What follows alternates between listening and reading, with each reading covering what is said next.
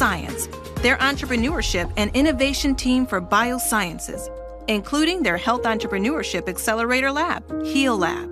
And while the facility is humming with research and discovery, more innovators are always welcome.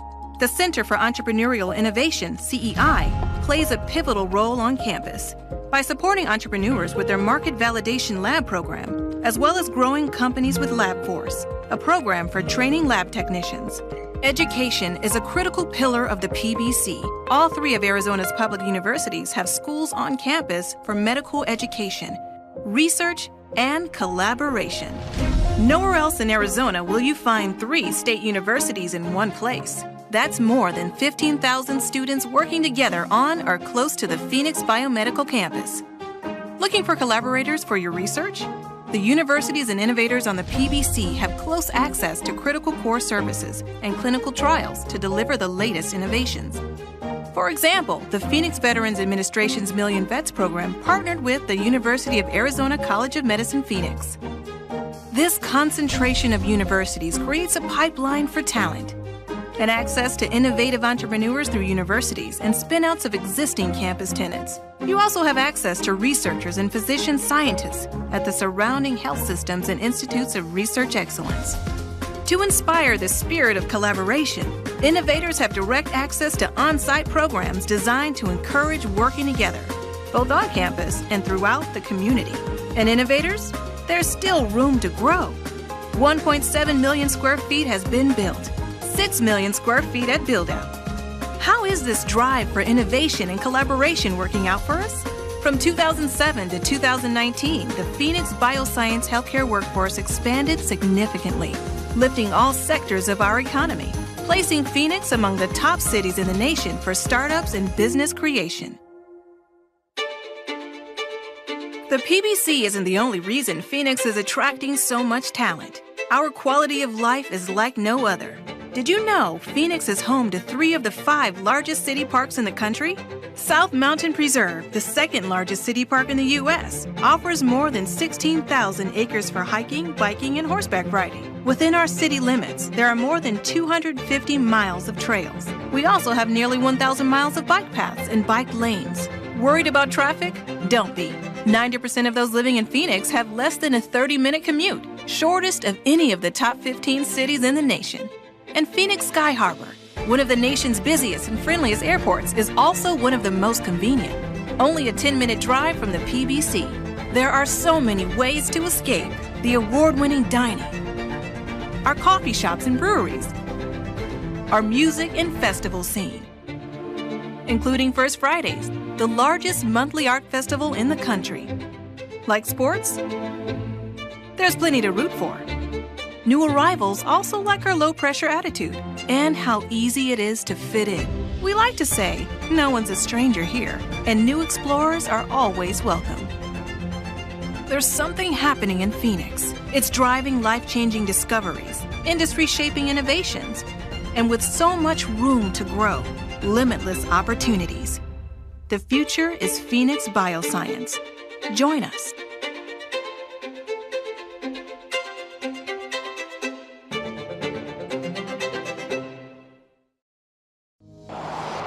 ADOT, connecting Arizona.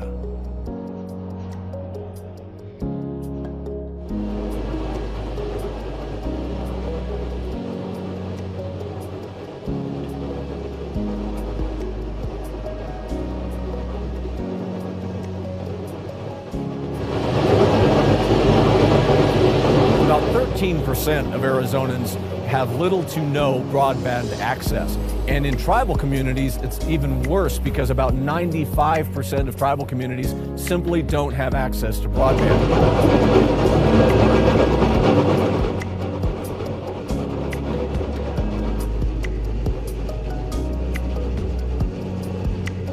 Internet service providers will be using this technology that we're putting in the ground so that they can provide a service to the public. A really unique element of this is there will be a smart highway trust fund. And so the users of this infrastructure will pay a fee to ADOT, will go into a trust fund so that the maintenance of this infrastructure is already paid for by the users. ADOT will be installing a fiber line in one of those ducts, then renting out the other ducts. Once we get a microduct installed between pull boxes. So what they do is they get into the pull boxes, they fill it full of lubrication, put the fiber in, and they use a large air compressor and shoot it up to the next pull box.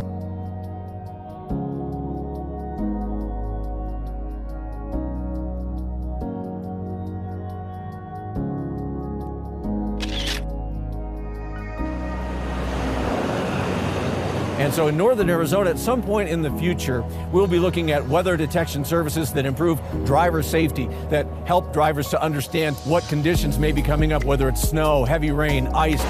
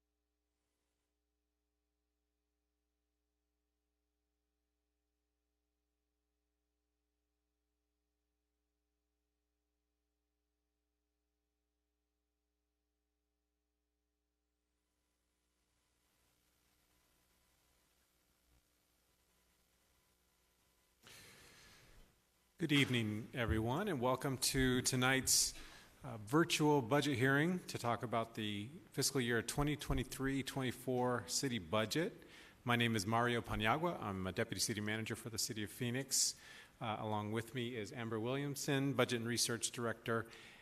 And before we begin, I would like to turn it over to Mario Barajas to introduce himself as our Spanish interpreter.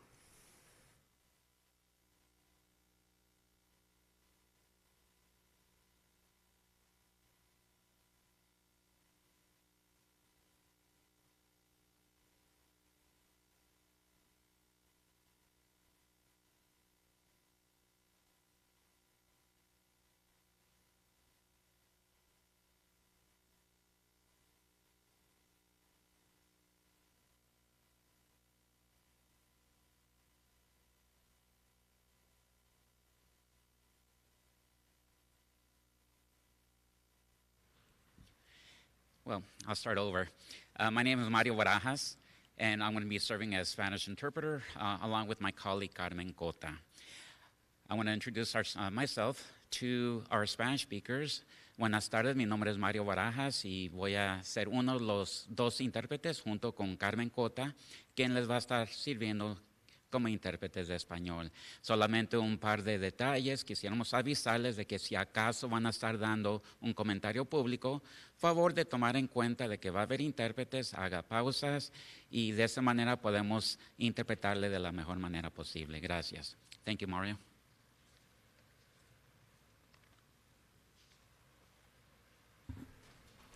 Okay, thank you.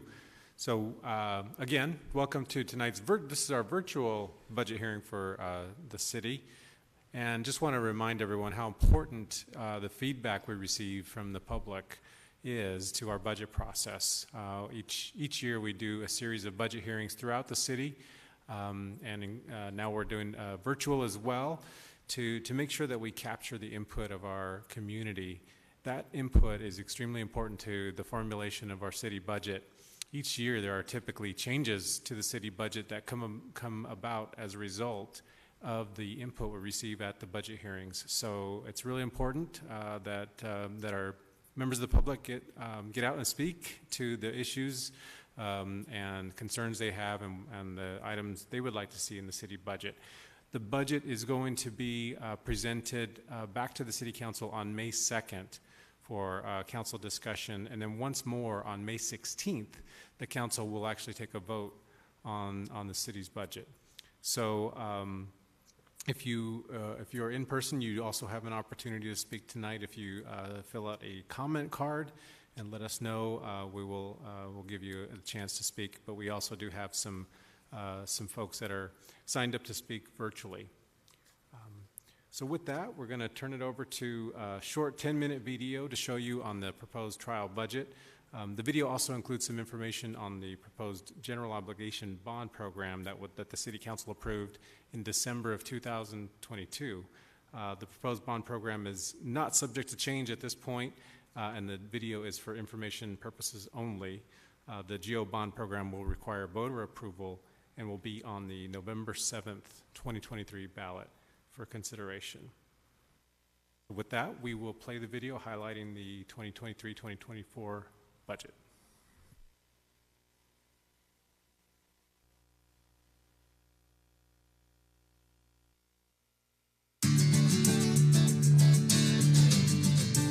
The City of Phoenix trial budget for fiscal year 2023-2024, proposed by the Phoenix City Manager, is ready for public review and comment. A trial budget is a rough draft of the actual budget, estimating how much money and how it will be used for the next fiscal year.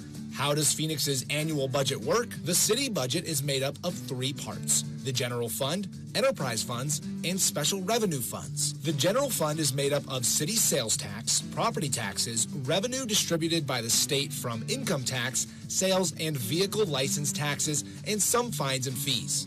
The general fund supports many of the services our residents, visitors, and businesses have come to expect in Phoenix, such as libraries, parks, senior and youth programs, police and fire services, and more. Enterprise funds are those city departments that only charge the people who use their services directly, like water and sewer, airlines and passengers at Sky Harbor, and trash and recycling customers. Finally, special revenue funds reserved for specific purposes from grants and voter-approved sales taxes dedicated for parks and preserves, transportation, and public safety. That's how Phoenix gets its money. Now, how do we spend it? Phoenix has a long history of responsible budgeting, ensuring resources are balanced to projected expenses each fiscal year. A top priority of the City Council is to ensure the public can engage in the budget development process every year, giving the community a voice in the future of our city. Residents have multiple opportunities to provide their input ahead of final budget decision-making scheduled for May 16th. Each year, departments look at what it will take to provide services for the upcoming year, and staff forecast what resources will be available to pay for services. The city manager then proposes a trial budget in March each year that identifies how resources should best be allocated to achieve city council and community priorities. Then, we ask for your input at community budget hearings in April each year by using the Fund Phoenix interactive budget tool available in English and Spanish, or by contacting the city directly to ensure the budget reflects the priorities of our residents and city council. After receiving your input, the city council will vote on the budget in May and legally adopt the budget in June each year. State law requires the city's budget to be balanced each year, and this year we are happy to report a projected budget surplus of $134 million. This is thanks to Phoenix's continued strong economy and sound fiscal leadership from the mayor and city council. For fiscal year 2023-24, the proposed general fund trial budget proposes to allocate the surplus primarily to address employee compensation. The city is experiencing significant vacancies across all city departments due to the competitive labor market, and increases are necessary so we can ensure our most valuable asset is paid competitively and positions can be filled with the best talent available to deliver services to you. This year's trial budget also includes $14 million in general fund money proposed to programs and services in city council and community priority areas. Focus Area 1, continuing services for vulnerable populations. To ensure vulnerable populations can continue receiving vital services that are at risk due to expiring or reduced grant funding, and increase resources used to help individuals experiencing homelessness, substance abuse, and behavioral health issues, $7.4 million is proposed to support the Low-Income Home Energy Assistance Program, Victims Advocacy Services, and expand the Behavioral Health Engagement Team's contract. The funds proposed would also expand the Phoenix Cares Outreach Program to increase resources focusing on targeted areas in the city with high concentrations of encampments requiring cleanup, and continue operations next fiscal year at shelters serving 420 individuals per night and approximately 1,300 each year. Focus Area 2, enhancing public safety, responsiveness, and criminal justice. To help improve emergency response times across the city, $3.5 million is proposed for the Phoenix Fire Department for an additional rescue unit and to fully staff a new fire station located at 19th Avenue and Chandler Boulevard.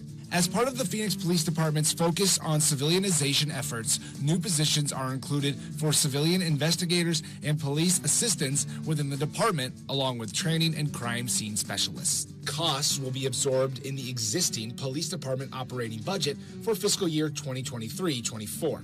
This proposal also includes additional resources for the law department to replace grant funding that will be reduced next fiscal year used to provide services to victims of crime. Focus Area 3, healthy neighborhoods and community enrichment. To expand the city's efforts toward equity and arts, $125,000 is proposed to increase funding for the Community Arts Grants Program that supports renters at Herberger Theater Center and other local venues. Also, a new project manager position to help manage and coordinate the Office of Arts and Culture's model for involving artists in designing and building a better city. The cost for this position will be paid for with existing capital project funds. A proposed $571,000 for the Neighborhood Services Department would add funding to expand the Gated Alley program, providing resources to install approximately 77 new gated alley segments each year, and restore 2 grant-funded neighborhood inspector positions to the general fund, which will free up grant resources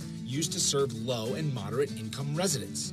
In an effort to increase park security and advance the city's climate action plan, $2 million is proposed for the Parks and Recreation Department to hire 14 park rangers and 1 park manager to create 2 urban park ranger teams that will work overnight. The addition of an overnight third shift will provide coverage 24 hours per day, 7 days a week at city parks. The proposed funds will also add more staff to expand tree planting and shade canopy efforts citywide and add a new volunteer coordinator to assist in the coordination of volunteer efforts throughout city parks. Non-general fund supplementals total $1.4 million. Due to growth and security needs at the airport, $917,000 is proposed for 2 new access agents for badging services and to add vehicles needed for the Airport Bureau. $488,000 is proposed to support technology and streamlining of services provided by the Planning and Development Department, including managing the Shape Phoenix permitting system, enhanced electronic plan review, and staff to support increased human resource activity. In addition, $1 million is reserved for possible changes to the trial budget based on resident feedback on the budget, and $5 million will go to the General Fund Contingency, or Rainy Day Fund, to ensure resources are available in the event of unexpected economic or financial events. This has been just a taste of what you will find in the 2023-24 City of Phoenix proposed trial budget. More information on the proposed budget is available at our website, Phoenix.gov/budget. We encourage you to provide your input using Fund PHX, an interactive budget tool available in English and Spanish that lets you provide direct feedback on the proposed fiscal year 2023-24 trial budget additions. We hope that you'll review additional details in the budget tabloid available at each budget hearing in English and Spanish and online at Phoenix.gov/budget. Please share your feedback in whatever way works best for you at one of the community budget hearings or by email at budget.research@Phoenix.gov. You can comment on the city's social media pages at City of Phoenix AZ on Facebook or on Twitter using hashtag PHXBudget, or call us at 602-262-4800.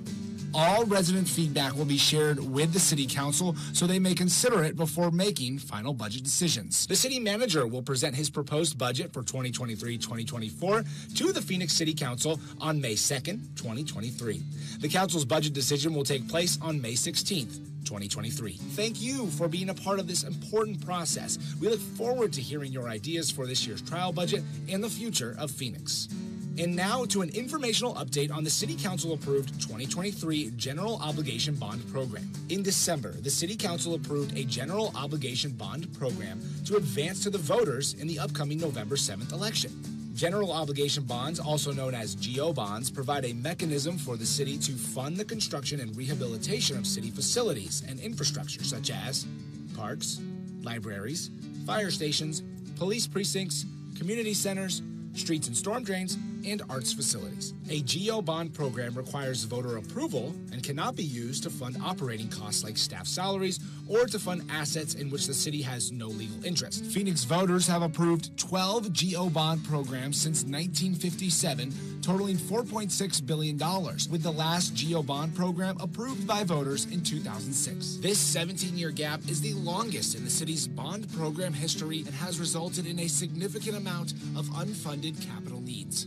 In 2022, Phoenix City Council appointed a Citizens GO Bond Committee to identify the highest priority unfunded capital needs, totaling $500 million. In the fall, committee members met to review capital needs identified by city departments and heard proposals and input from the public.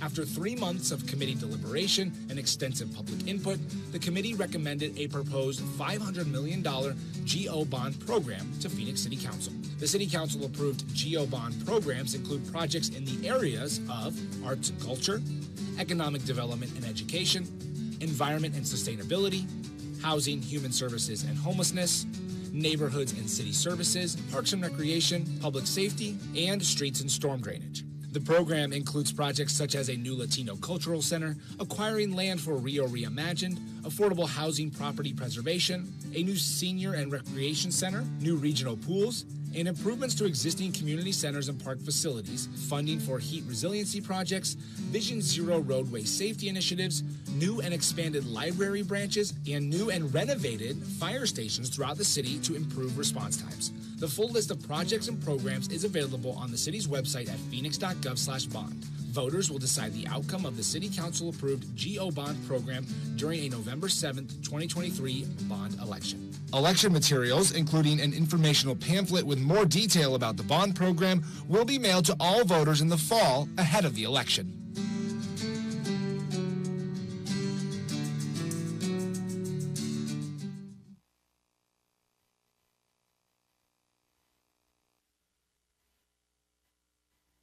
All right, so we have several virtual speakers. I'll call on the first one to speak. Katie Patton. Katie Patton is not on the line, so we'll go to the next speaker. Dan Penton. Okay, Dan, you may proceed.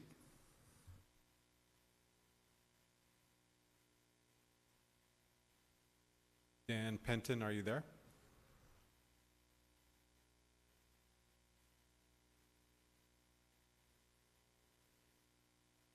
Okay, it sounds like we're unmuted, but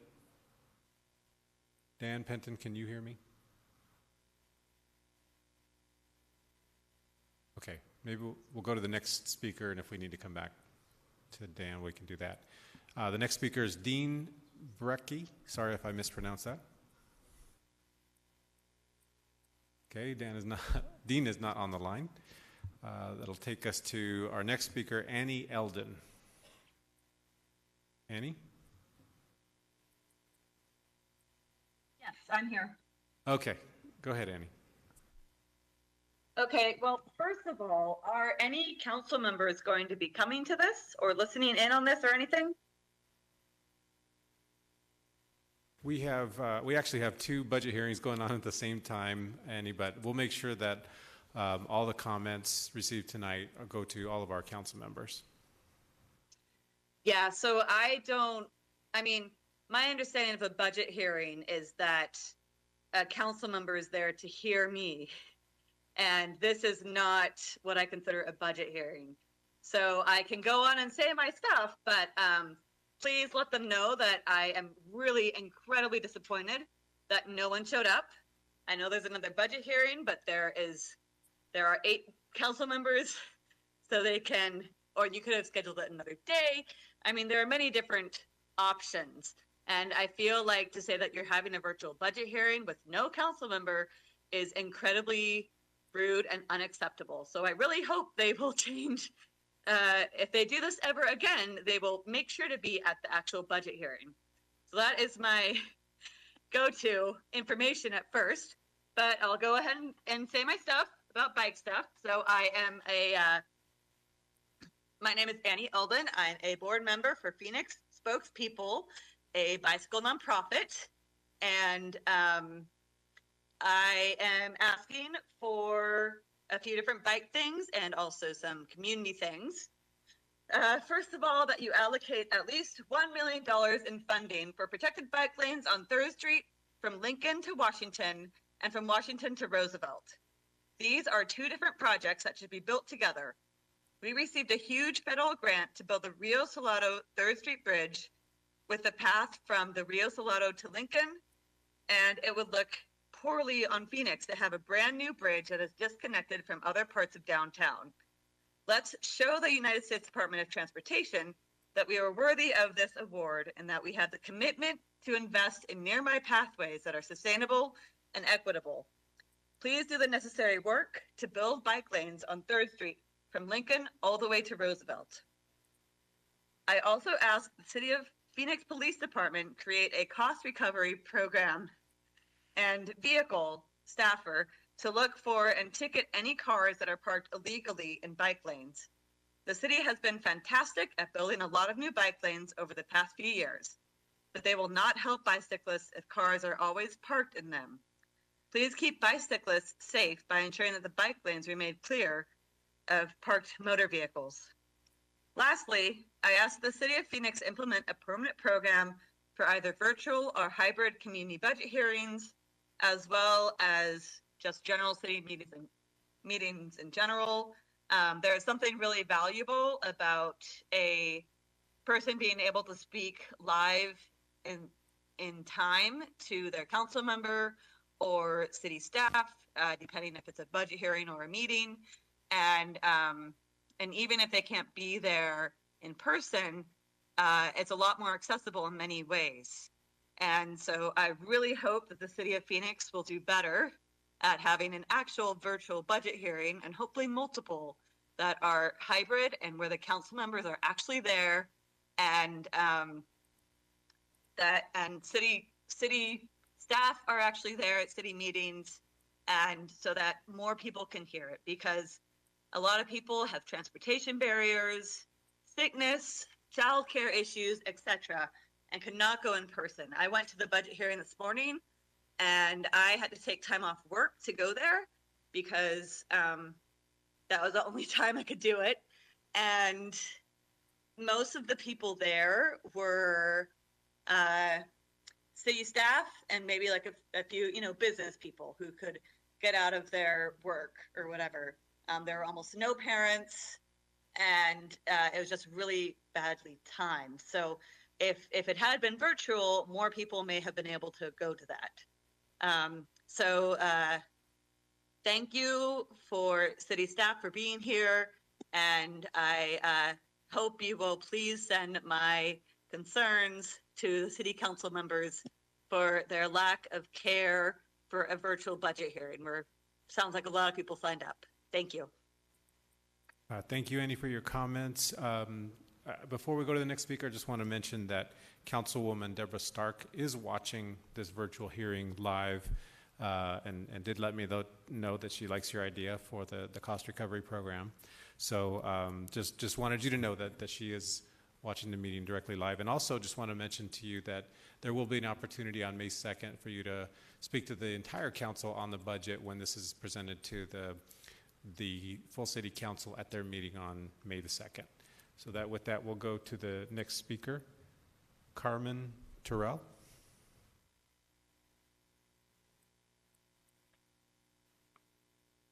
Hello? Carmen, you may proceed. Okay, can you hear me? Yes. Okay, so good evening, everyone. I'm Carmen Terrell, and, I just want to say that in spite of all that has been happening lately, when I first came on deck to see what's going on, I'm finding that there's funds for, I don't know if it's security guards or police securing the park, but I feel like that's unnecessary. I mean, those funds can be allocated for something else. And also, to all of this money that's being towards the police, it's just a lot. It's a lot, and they don't respond really well, especially like if someone's having like an emergency situation where they need medical care. I really don't think that the response time is too well.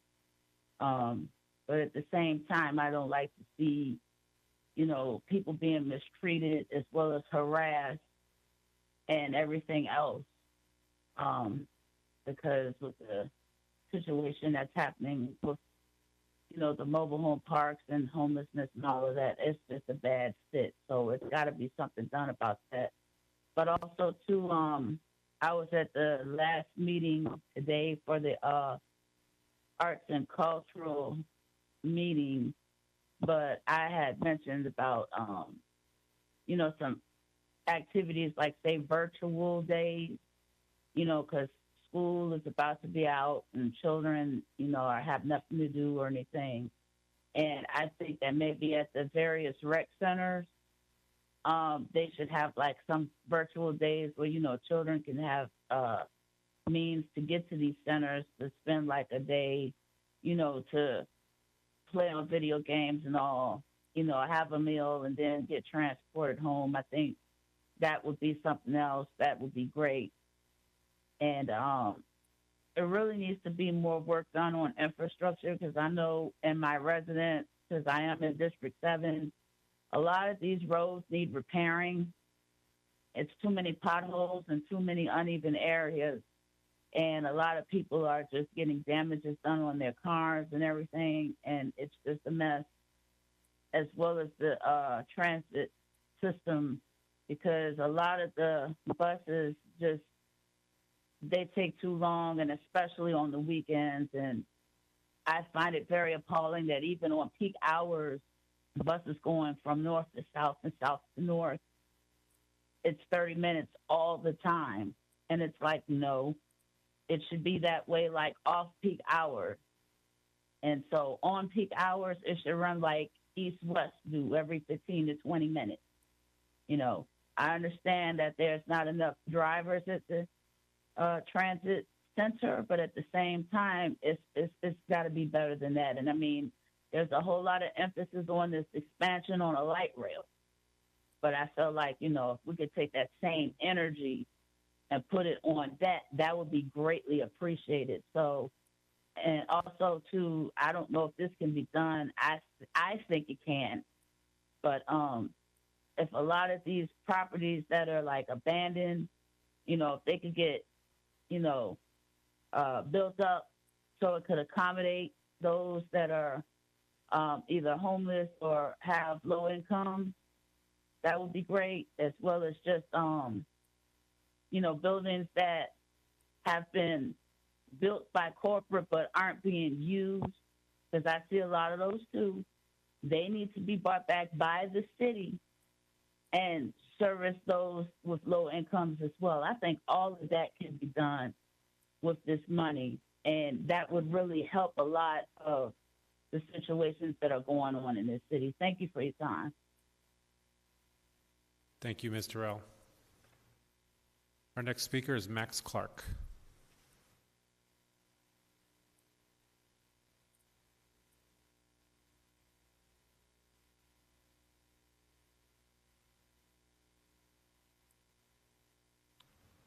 Sounds like Max is having issues unmuting. Max, are you able to? Like, we can hear you. It sounds broken up.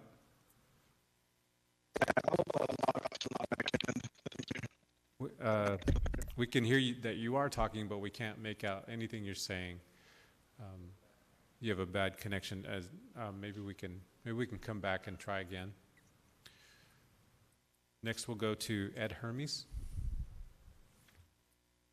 Oh, can you hear me? Yes, sir. Oh, hi. How are you? This is Ed Hermes, and thank you so much to staff and to Councilwoman Deb Stark for being there today. I actually just got off the light rail. I'm heading home to go make dinner for my kids, and so I really appreciate the opportunity to speak in this virtual portion. So, speaking of that, I wanted to pick up on the last speaker's part about improving the headways on our public transit. I just got off the light rail. The headways, meaning the frequency, has decreased, unfortunately, since the light rail opened up in 2008. Peak times, well, it used to be 10 minutes. The train would be running every 10 minutes, and now it's every 15 and sometimes more. The train today was late. So I would love if we could find some funds to improve the headway and the frequency for both our buses and our light rail to improve that. Also wanted to speak in favor of the integrated protected bike lanes that a previous speaker talked about. I think funding for that would be wonderful to have. Our families and my kids would love a place where they can bike safely here in the city. Also, as a parent, would like to advocate for improvements to our parks, and I mean structural improvements, specifically Steel Indian School Park. I live here in District 4 and also serve as the president of the Osborne School District here in District 4. And the parents that my constituents I talk with, they really would like to see a major upgrade to our parks here in the city, specifically Steel Indian School Park, which has so much potential to really get a facelift with better equipment for the kids to play with, akin to the big parks you see other places in the valley, like Kiwanis Park in Tempe, would be fantastic.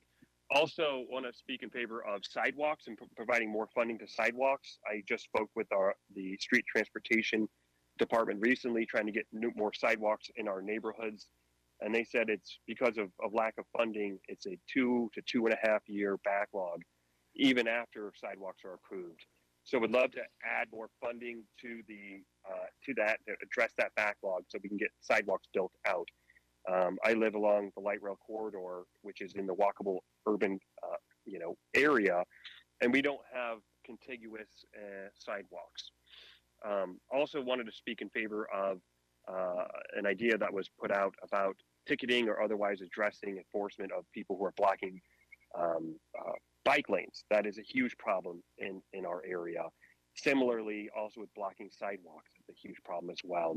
And it violates the ADA, and it makes it hard for our kids and our families to get around here in Phoenix. Finally, as somebody who serves on the school board where I see the benefit of the after-school programs that the city of Phoenix is funding, I want to say kudos for that. Encourage the city of Phoenix to look at expanding that after-school programs that it's already funding, and summer school programs as well. Right now, the after-school programs, kindergartners are not allowed in the city of Phoenix after-school programs. I would love to see that addressed so that parents who send their kids to kindergarten also have that after-school option that the city of Phoenix pays for, as well as looking at a preschool option for to make preschool more accessible for parents, which is a very big struggle. With that, I want to say thank you so much for your time, for staff and for Councilwoman Stark for being there today, and appreciate the process. Thank you, Mr. Hermes. We'll go to the next speaker, which is Michael Ruiz.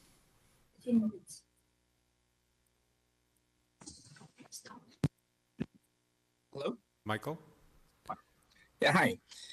Well, I want to urge City Council members of Phoenix to use part of the city's $130 million surplus to invest in the expansion of weatherization assistance program. This program has proven to be a crucial resource for many low-income households in Phoenix. It provides them with the necessary tools to improve their home's energy efficiency and reduces their monthly utility bills.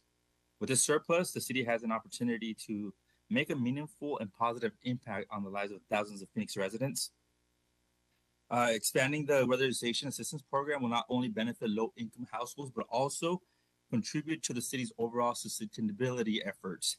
By reducing energy consumption and greenhouse gas emissions, we can move towards a more environmentally friendly city and contribute to the global fight against climate change. This implementation would, in turn, make communities more resilient and sustainable in the face of changing climate. Additionally, investing in this program will create jobs and stimulate economic growth, providing a boost to the local economy. The weatherization assistance programs have been proven to have significant health benefits, particularly for vulnerable populations. Proper insulation, air sealing, and ventilation can improve indoor air quality, reducing the risk of respiratory illness and asthma attacks, which are critical in areas like South Phoenix and Maryvale. By expanding this program, the city can improve the health and well-being of residents, particularly those who are most vulnerable. I urge City Council members to consider this investment and make a positive impact on the lives of many Phoenix residents. That is all. Thank you so much for the opportunity. Thank you, Mr. Ruiz. Okay, we'll go back to Dan Penton and see if we can get him now. Dan, can you hear me? Yes, we can hear you. All right, thank you. I apologize about that. I don't know what happened earlier. But I wanted to, just a few things tonight. I do, like everybody else, having virtual meetings is crucial to, civic engagement, creating, an inclusive and equitable process, for residents and everybody citywide. So thank you for, adding this to the schedule for tonight. As you're aware, the baseline corridor is a critical transportation artery that connects multiple neighborhoods, commercial districts, and major transit hubs in the city. However, it currently lacks safe, accessible, and efficient options for active transportation, such as biking, walking, and reliable, convenient public transit options. I would urge you to allocate funding towards funding and resources towards following high priority areas. Bicycle and pedestrian infrastructure. The baseline corridor should be designed to accommodate and prioritize active transportation options, including dedicated bike lanes, wider sidewalks, safe crossings. This will encourage more people to walk and bike for short trips, reducing traffic congestion, air pollution, and improving public health. Multimodal networks. The baseline corridor should be integrated into a comprehensive multimodal network that connects various transit options, such as bus, light rail, and bike share. This will make it easier for people to access different parts of the city and reduce their reliance on personal cars. Bus rapid transit is a cost-effective and efficient public transit option that can provide fast, reliable service along the baseline corridor. It should be designed with dedicated bus lanes, off-board fare collection, and priority signalization to reduce travel times and improve passenger experience. I would encourage the City Council to start a feasibility study for the baseline corridor, because this process takes 8 years from start to finish, and that we're severely behind the ball for other cities in the country. And how can Phoenix claim to be an innovator and a leader in many things as the 5th largest city in the country without efficient, reliable public transportation? The next one is intersection improvements.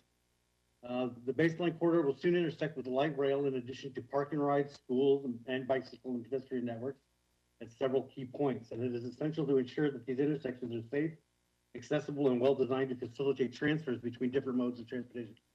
Investing in the following design strategies would be necessary for reducing speeds at conflict points, such as traffic calming measures on the road prior to the point of conflict, grade separated or raised crossings, installation of median islands or hardened center lines with cast glass and place C curbs in place to slow left turning vehicle speeds and minimizing the curb radius at the corners. Investing in these areas will not only benefit residents and businesses along the baseline corridor, but also improve the overall transportation system in the city and promoting sustainability, equity, and economic development. Lastly, to a couple of points that were mentioned already this evening and earlier today, I fully support the pay initiative for city employees.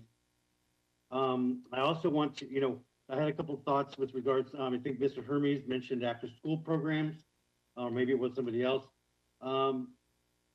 If you're thinking about, if you want to think in terms of the city's staffing shortages, maybe there's a way that the city can, kind of creatively and come up with some type of curriculum that would kind of be geared towards positions that are available in the city, create intern spots. And that way, when people, if they're interested in a particular field, they can utilize that, those teachings that they've already gained towards a position at the city of Phoenix. With respect to the bike lanes, I fully support any initiative that enforces people ticketing, finding, whatever you want to call it, people parking in the bike lanes. In Levine, we have a huge problem. They go to, and it's even so much as that, they park up in the multi-use trail off the street, and in front of schools and sports fields. It's ridiculous. 43rd and Baseline is a huge mess. Twice a day, 5 days a week. So when people can't ride their bikes through a bike lane safely, they've got to go in the street. That increases their risk for getting hit by a car. That's contrary to Vision Zero. And if the city is so committed and dedicated to this Vision Zero plan, then they need to put their actions where their mouth is, because otherwise it's just it's pointless. The last thing would be this is kind of a personal thing that has to do with construction sites and dust mitigation and air quality. A lot of you will see dust mitigation notices or advisories for construction sites that warn you for blowing dust. Nowhere do you see that blowing dust might contain valley fever. Inhaling one spore can render you sick for months, and that's if you're lucky. If you're one of the people that 5 to 10% of people that has complications, that could potentially be a lifelong thing. But I was even less lucky than that. I was one of the 1% that had disseminated valley fever, and which rendered basically sort of organ failure and all that kind of stuff. This was all because I was out gardening in one afternoon, and I live next to out here in Laveen, several construction sites, and it was a windstorm. I was, the dust storm came through, and so this is imperative. We've got so many people moving to the valley. There needs to be some type of advisory, at least posted on these construction sites, along with the other signage, that says, hey, this is the construction zone. Be mindful. You might want to wear a mask, something like that. Valley fever. This is an endemic area for valley fever. This is what it does. Whatever. If you have concerns, call so-and-so. I just think there needs to be some communication about this particular disease that is increasing in numbers daily. So with that, thank you very much for your time, and I appreciate everything. Have a good night. Thank you, Mr. Penton. Okay, we're going to try Max Clark one more time. See if we can get a clear voice this time. Yes, hello, this is Max. There we go. We can hear you just fine, Max. Excellent, thank you. Hello, my name is Max Clark. Good evening, Council Member Stark and Deputy City Manager Paniagua. I'm a resident of Phoenix and ride my bicycle everywhere in the city. I'm here to ask you for additional funding from the projected surplus of more than $100 million for bicycle infrastructure to connect and maintain projects recently completed, projects that are in construction, projects that are now in design, and projects that were built many years ago. So first, I'd like to ask you to allocate $1 million or more for bike lanes on 3rd Street from Lincoln to Washington and from Washington to Roosevelt. These are two projects that should be built together, as their combined length is just about 1 mile. This is an important connection to downtown Phoenix, to Jackson Street, and to the Convention Center. Recently, the City of Phoenix was awarded a large federal grant to build a bridge and a path from the Rio Salado over the Rio Salado to Lincoln Street. So please do the right thing, do the necessary work to build bike lanes on 3rd Street from Lincoln to Roosevelt. Show that the DOT, United States DOT, that Phoenix is committed to building nearby pathways that are also equitable and sustainable. Number 2, there are many miles of canals that still need paving and lighting. Thank you for the recent design and beginning of construction on the Grand Canal in Council District 5. Now I ask that you allocate at least $1 million to design and build the Grand Canal multi-use path on the west side of Council District 4 from 27th Avenue to 47th Avenue. Another canal path that needs attention is the Western Canal from 24th Street to 48th Street. When the Broadway Curve project is completed by the Arizona Department of Transportation, there will be a new pedestrian bridge and path to Tempe and Arizona Mills Mall on the Western Canal east of 48th Street. So we will need new traffic signals on the Western Canal in Phoenix at 48th Street, 40th Street, and 32nd Street to safely connect South Phoenix residents to Tempe.